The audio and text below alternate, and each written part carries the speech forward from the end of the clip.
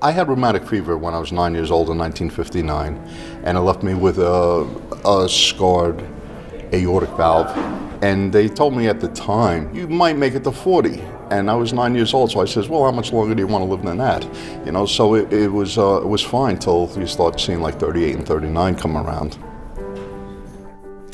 Well, I was in congestive heart failure, which kind of makes you feel like, almost like you're drowning, even though you're on land. At one point in the middle of the night, I was basically brought to the hospital because I couldn't breathe at all. My sister Nancy, who works in Staten Island Hospital, said, listen, there's this Dr. Bakit here, and this is what she does. She's the electrophysiologist here. She's tireless in her efforts.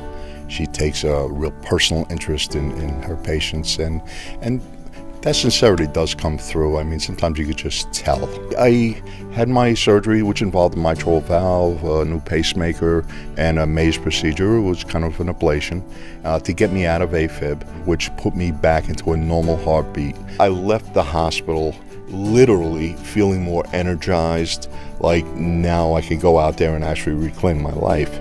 Because you take everything for granted, you know, the entire function of your body, you don't think about how you breathe, and certainly who thinks about their heartbeat?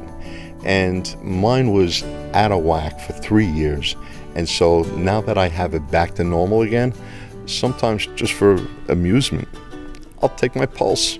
I've got a grandson, and certainly the opportunity to see him grow and become a man, you know, the stuff I would have missed out on, and I was certainly scheduled to miss out on. So for me to say that I'm happy to be here today, well, it's got more than one meaning. I am very happy to be here today.